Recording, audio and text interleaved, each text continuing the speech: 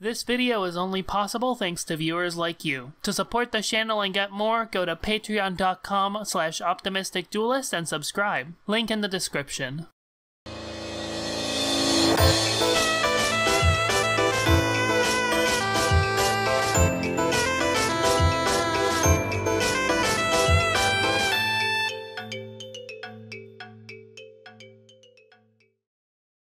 If the bunny represents the power of friendship through its relationship to the heroes, then Lil Cal represents the power of domination and the individual's ability to make others submit. Specifically, we're talking about the individual, the grand maestro of the story, Lord English, which is to say Caliborn. But we'll get to that in a minute. Let's run through the first part of its timeline first. Lil Cal is a juju, meaning its existence has no clear beginning or end. It's a paradox, just like our heroes. But unlike them, Lil Cal is a uniquely singular entity. The rule is that there can only ever be one Lil Cal, and if there ever seems to be more than one, it's a mistake or an illusion. The one will eventually become the other, or one will turn out to be fake or incomplete. The closest thing to a starting point for Lil Cal is when it enters existence through Gamzee, who summons Dream Cal into Dave's nightmares with his shuckle voodoos. This Dream Cal then gets thrown out of Dave's dream tower and rides a rocket board to a nearby meteor in the Vale, where it was given to a baby Dirk Strider. The doll then gets sent back in time to Earth with baby Dirk, and like the bunnies, gets split into two versions due to the scratch creating two alternate realities. In the Alpha universe, Lil Cal is empty. It is not inhabited by LE's soul, and Dirk is not subject to its influence. Dirk eventually drops Lil Cal into the ocean, where it's eventually found in Earth's far future and given to Caliborn. Much later, during the Masterpiece, Dirk destroys Caliborn's body and seals his essence inside Lil Cal, along with half of Gamzee's corpse and Arceus sprite, turning Lil Cal into the eternal incubator for Lord English's twisted composite soul, composed of Caliborn, Arceus, Gamzee, and Dirk's autoresponder, who is also a version of Dirk. Now, here's the first example of what I mean by Lil Cal serving as a symbol for dominance. Some fans tend to assume that LE is just an abstracted combination of all four characters' individual wills, but that isn't quite the case. In fact, Lord English is just Caliborn, empowered by having absorbed the other three. We know this for sure for a couple of reasons. First of all, Caliborn is a cherub, a species whose puberty involves resolving a conflict between two souls that inhabit one body. When a cherub reaches puberty, they engage in a process called predomination, where one of the souls absorbs the other and incorporates its strengths into itself. Alt Calliope referred to her predomination as her devouring her brother's soul.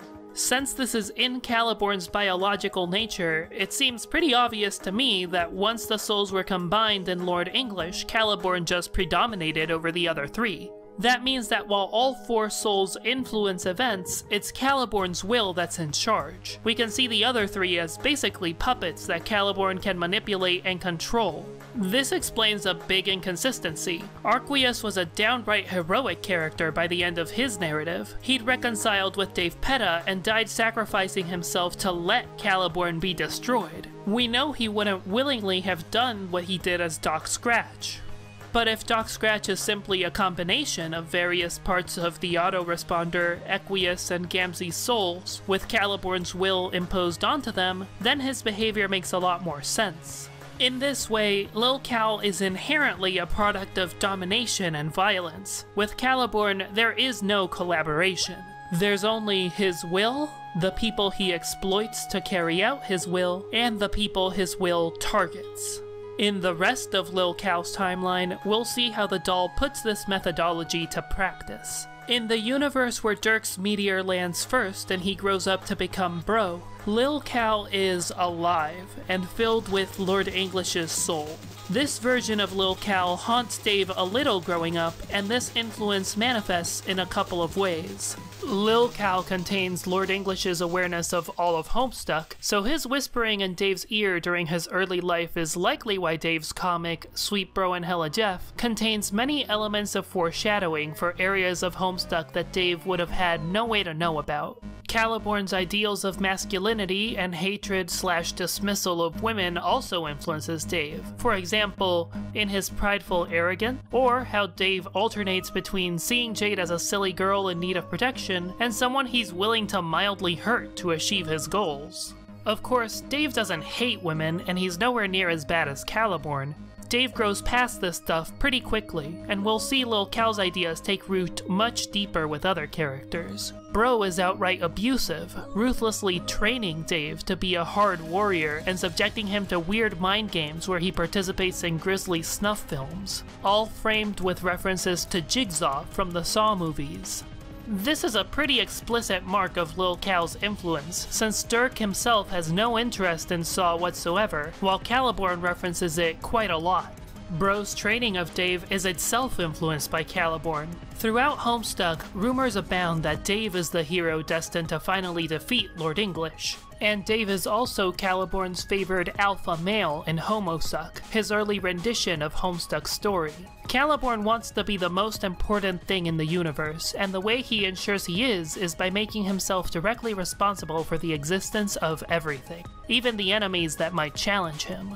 Especially them, in fact. Caliborn has expressed an interest in grooming and empowering people like Jake English who might pose a threat to him one day. Bro is eventually killed by Jack Knorr, who takes Lil Cal with him to the troll session. Jack attacks a doomed radio with the doll, she gets hit by a meteor and launched through a Skyan defense portal into Alternia's past. Past Aradia then finds her corpse along with the tattered remains of Lil Cal, and has Solix deliver it to Kanaya, who repairs it. Then Kanaya puts Lil Cal away in her house for ages, and he basically disappears until after the end of the troll session, when suddenly Gamzee has it, presumably because Doc Scratch teleported him there. Gamzee then keeps Lil Cal and commits a series of murders crucial to Lord English's plans, which Caliborn portrayed well in advance in Homestuck, until he hands it off to the Jack Knorr from the Alpha Kid session, who is possessed by Lord English's soul until he dies, at which point his head becomes a black hole, which sucks in Gamzee and establishes the stable time loop that will lead to Caliborn becoming Lord English.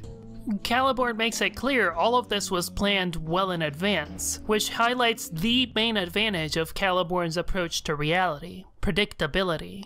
Because he's not interested in working together, Caliborn only has to consider other people's wills insofar as whether or not he can manipulate them. So where the bunny's power caused infinite surprises for the kids, Lil Cal's represents inevitability. Its very existence assures that Homestuck's events had to play out exactly as they did in order to create it in the first place, and Caliborn is aware of this. There are no surprises for Caliborn, only the question of how exactly he'll enforce the fate Homestuck's narrative has decreed onto everyone in the cast, including himself. Only at the very end of his timeline is he really caught off guard. So every time Lil Cal influences someone in the story, it's a clean and efficient outcome of Caliborn's will.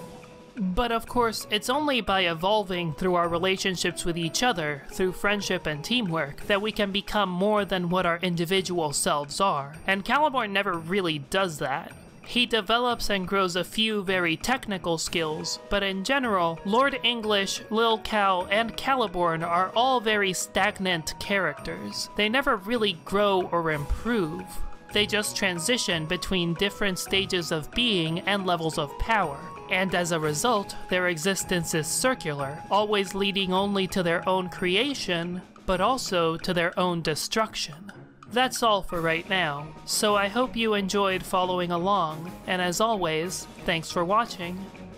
Huge thanks go out to my patrons for making this video possible. If you want to help support the channel and come join us at our awesome and growing Discord community, feel free to join us for as little as $1 a month. You can also find me on the r/Hiveswap Reddit and Discord. That's all for now, so thank you again, and as always, keep rising.